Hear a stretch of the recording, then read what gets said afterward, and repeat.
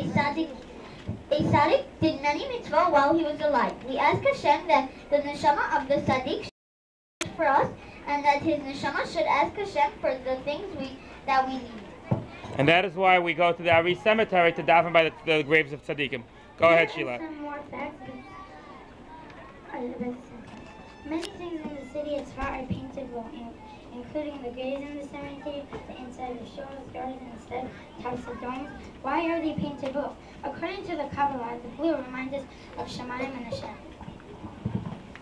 Next, we have the Banai Shul of Tzfat. The Banai was named after a Tana, Rav Yosef Banai, and there are a lot of miracles that happened in that shul. The Banai synagogue is located at the base of the old Jewish quarter. It contains the grave of the first Sad Yosef Banai. The synagogue is also called the Tzaddik Heaven because the miracle before had the name of Rabbi Yosef. That night, Rabbi Yosef appeared in a dream to one of the Jews to tell him to bring all those regardless of the color to his grave, and they all turned white. Well, let me just start you over the story. There was once a decree by an evil sultan that all the Jews had to bring hundreds and hundreds of white roosters. There are very few white roosters.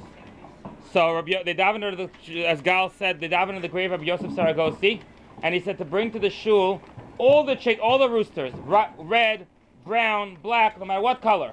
Go ahead, Gal. What happened? What? After that, they all turned white by themselves, and they were able to do what they said. Okay, next we're going to have the Arizal Mikvah. In the cemetery is a special pool where if you go in, you become pure. Go ahead, Daniel.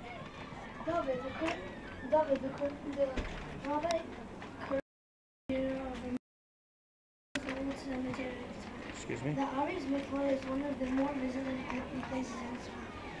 Hundreds of thousands of people Loud and... all over the world come to visit the Tzfat center. Its water comes from natural springs in the mountain. In Tzfat, and its water is always cold. Tradition says the Arizal said that anyone who used the mikvah would do chalula before they died. Today, all over the world, people visit the mikvah. Next, we're dealing with Tzfat in general. Fun facts about Tzfat. Go ahead. Come on, let's go. Tzfat has Tzfat from Spain. Solomon, who wrote the Qadoni, lived in Tzfat.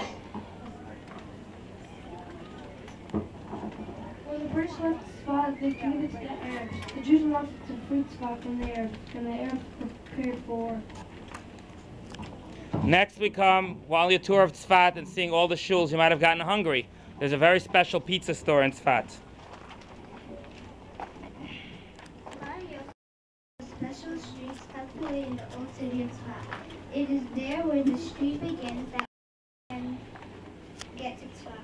Pizza Tzfat is a favorite of all the yeshiva students in the area, and as such, many times one can hear the passion engaged in heated conversation and debates of halakha until learning while eating pizza for lecture dinner.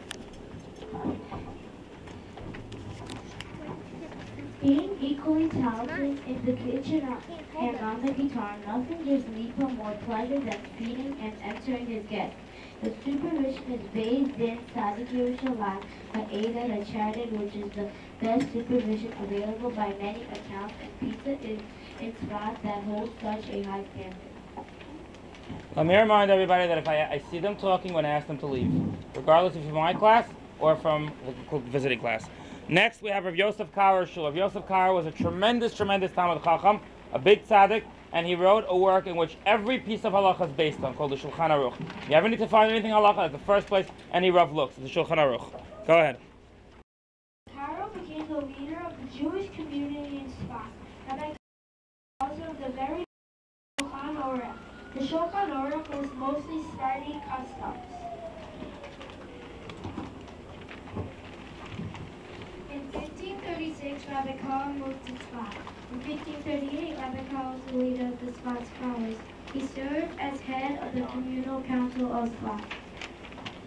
Next we have the most famous person of Tzfat, the Arizal, was so famous and was such a big Talmid Chacham, he has two shuls named after him. This is the Ari Ashkenazi. Go ahead. It is an old shul, but it was built by a Spanish mourners. It got destroyed by an earthquake in the year 1837, and it was rebuilt 20 years later in the same location.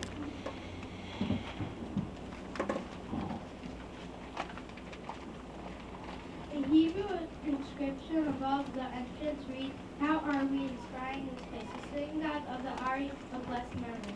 The synagogue is known for its colorful Northern and holy arts. There is no mezuzah affixed to the synagogue's entrance. There is a small room in the back with a mezuzah for kids and parents. Okay, next we come to actually a miracle that happened 60 years ago.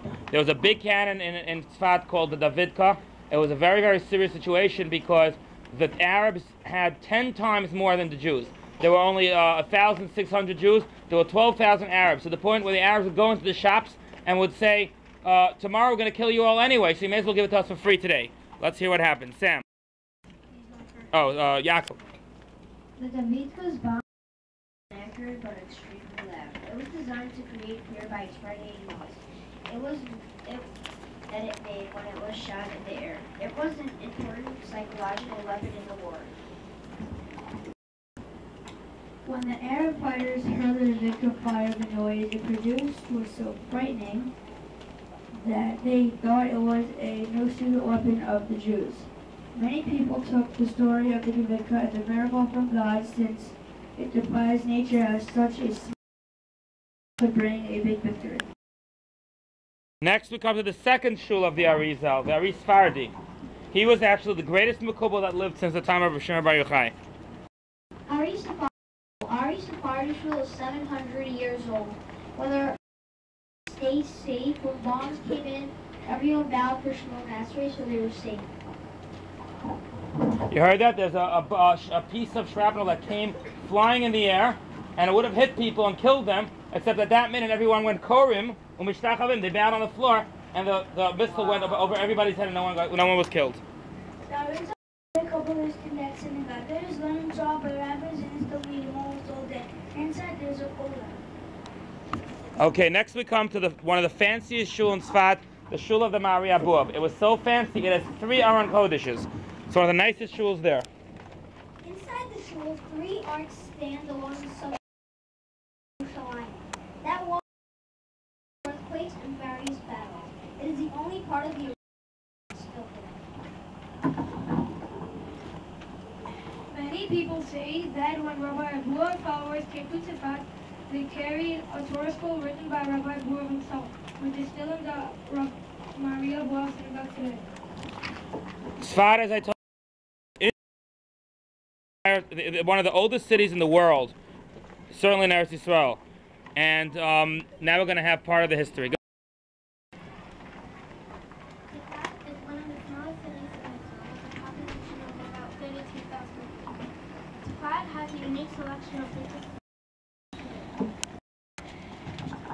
Tzfat was found in the year 70 of the Common Era, before in Judaism, along with Jerusalem, Hebron, and Tigris.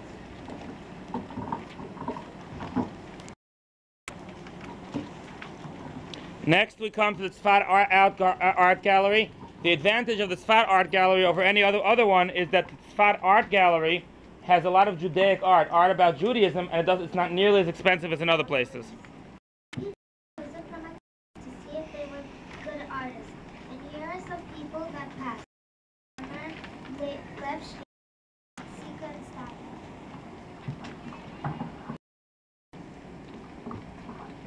The Art Gallery Street of Tzfat is on Alphabet Street. It's one of the most popular sites for tourists. It can combine the great explorations of Tzfat's Art Gallery Street with some great shopping. Thank you very much, everybody, for visiting the city of Tzfat. And you may now tour the city.